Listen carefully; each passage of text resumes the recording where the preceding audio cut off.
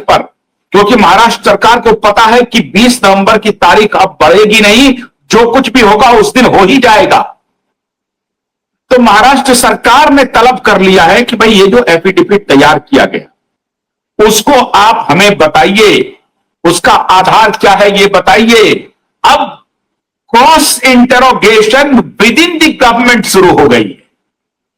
Cross interrogation, Bharatiya Janata party के बहुत सारे नेता जो आकर के बयान दे रहे थे कैमरे पे कि सरकार ने संज्ञान ले लिया है दिशा के पिता का, सतीश साल्यान जी के कंप्लेन का, उस संज्ञान का क्या मतलब है? उस संज्ञान का यही मतलब है कि पहले तो सरकार भी सोच रही थी कि चलो कुछ इधर माया दाया करके निकल जाया जाए और बचा लिया जाए, और इस पर बहुत सारे तुहमत लगे।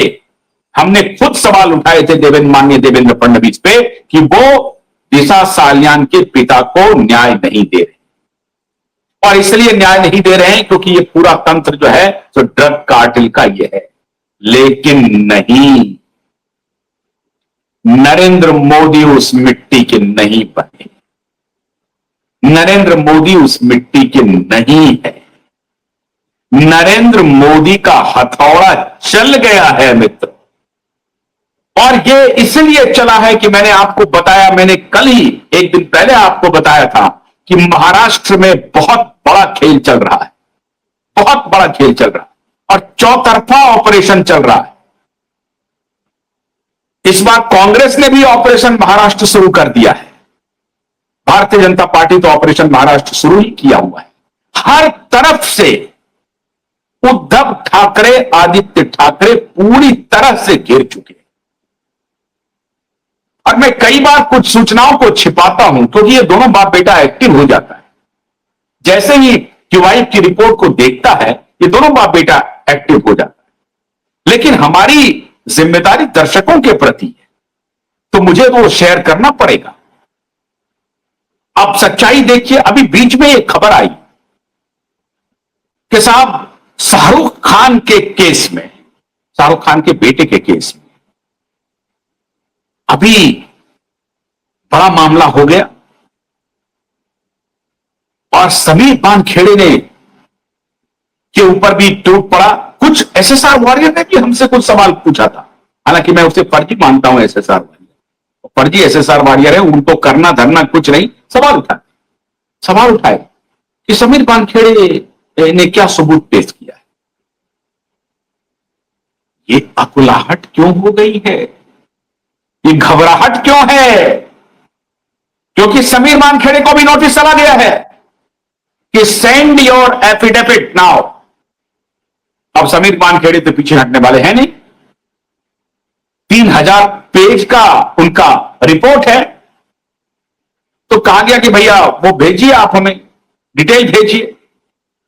तो समीर वानखेड़े का भी जो डिटेल है वो भी कहीं ना कहीं हमारे वकीलों के पास पहुंच रही है। आपको याद होगा हमने खुद समीर से बात की थी, और जब मैं मुंबई गया था उस वक्त भी मैंने समीर से बात की, और समीर ने मुझे कहा कि आशुतोष भाई जितनी बात आप कह रहे हैं उससे अधिक है, लेकिन हमारी मजबूरी यह है कि मामला अदालत में है, मैं आपके कैमरे पर कुछ नहीं कह सकता।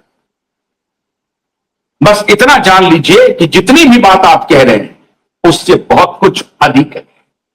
और इसलिए जब नीलेश ओझा जी कह रहे थे कि जो भी आरोपी हैं उनको फांसी की सजा तक पहुंचाने के लिए पर्याप्त सबूत है, पर्याप्त सबूत है, तो यूं ही नहीं कह रहे थे। इसीलिए तो यह हाय तौबा मचा हुआ है, वरना क्या लगा हुआ था? आदित्य ठाकरे आकर के उन्होंने इंटरवेंशन जो फाइल किया है वो लगातार ये अर्जी लगाते कि जब तक मेरी बात नहीं सुन लेंगे आप, मिलॉर्ड सबसे पहले मेरी बात सुनिए, मेरे ऊपर जो आरोप लग रहे हैं वो गलत आरोप हैं, झूठे आरोप हैं। और एक अर्जी लगाई तो ये बाप बेटा ये दलील देने के कि मेरे ऊपर जो आरोप हैं वो झूठे आरोप हैं, जब तक ये आरोप गलत साबित नहीं होंगे मैं सार्वजनिक जीवन में नहीं आऊंगा। इसके पहले क्या क्या नेताओं ने किए हैं, एल के आडवाणी ने किए हैं हवाला केस में, सुना होगा आपने। तो इस बेटे ने एक अर्जी लगाई कि मुझे सुना जाए, लेकिन क्या सुना जाए, झूठ बोल दिया उसमें, खुद ही झूठ बोल दिया। क्योंकि झूठा व्यक्ति जो पाप किया हुआ है, इतना बड़ा जघन्य अपराध में शामिल होने का आरोप जिसके ऊपर है, वो सच बोलेगा कैसे। तो ये बोलना शुरू कर दिया कि मेरी उम्र तो 28 साल है 35 साल का, लिख रहा है 28 साल है, ये एमएलए, लेकिन नहीं लिख रहा है कि मैं एमएलए, लिख रहा है मैं कार्यकर्ता हूं। तो इसका झूठ सबके सामने आ गया। ये झूठ क्यों बोल रहा है, इसे झूठ बोलने की आवश्यकता क्या है। अब इसने अगर मान लीजिए अपराध नहीं किया है तो ये झूठ बोल क्यों रहा है। आप समझ रहे बात को।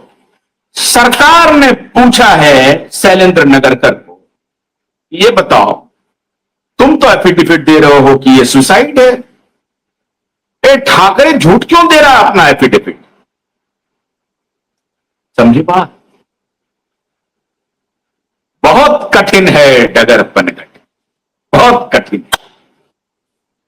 अब ये डगर देखिए, शैलेंद्र नगरकर की राह कितनी कठिन होने वाली है। यूं ही इसका दिल नहीं बदल रहा है, मस्तिष्क बदल रहा है, और इनको लगने लगा अरे बाबा ये सरकार की तरफ से पूछताछ हो रही है, सरकार ही पूछ रही है। सरकार का मतलब आला ऑफिसर इनसे पूछ रहे हैं, भाई तुमने जब एफिडेविट दिया हुआ है ये कि ये सुसाइड है, तो आदित्य ठाकरे जो एफिडेविट दे रहा है वो अपने एफिडेविट में झूठ क्यों बोल रहा है। What is the logic behind this. Shailendra Nagarkar कह रहा है कि सर ये अब ये मैं कैसे बोलूं सर। ऑफिसर कह रहे हैं कि दाल नहीं, पूरी दाल काली है।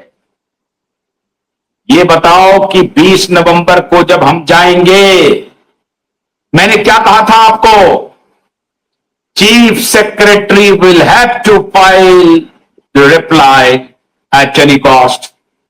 There are 8 respondents, chief secretary, Mumbai police commissioner, additional chief secretary, ministry of home, CBI, इनको रिपोर्ट फाइल करना था, रिप्लाई फाइल करना था। रिप्लाई फाइल कौन कर रहा है, पुलिस इंस्पेक्टर लेवल का अधिकारी, जिसकी हैसियत नहीं है कोर्ट के सामने खड़े होने की। और कहां पर हो रहा है ये डिस्ट्रिक्ट कोर्ट नहीं है, this is the high court. ये हाई कोर्ट का अपमान, हाई कोर्ट का मखौल उड़ाया जा रहा है। हाई कोर्ट में रिप्लाई फाइल कर रहा है ये झूठा नगरकर। और अब सरकार के अधिकारी इससे पूछ रहे हैं कि भाई मैं छोड़ो इस सारी बात को, हमें यह बताओ कि आदित्य ठाकरे ने रिप्लाई फाइल किया है एफिडेविट में, उस एफिडेविट में तो झूठ लिख रहा है, वो अपना एज झूठ लिख रहा है। It is a written document in front of court, जो पब्लिक क्लियर में आ गया है। कोर्ट के सामने उसका एफिडेविट है, जिसमें वो खुद अपना एमएलए पद को छुपा लिया है, एज झूठा लिख रहा है, वो तो खुद फंस रहा है। तो तुम उसे क्यों क्लीन चिट दे रहे हो। कोई जवाब नहीं है। पुलिस वाले हाथ जोड़ रहे हैं, कह रहे हैं माए बाप मुझे बख्श दीजिए। और विवेक फनसलकर को भी पूछा जा रहा है। मार्च 2025 में जब सतीश साल्यान और नीलेश ओझा आपके दफ्तर पहुंचे थे कि एफआईआर फाइल कीजिए, आपने एफआईआर क्यों नहीं। तथ्य क्या था इसमें, आप भागते क्यों रहे।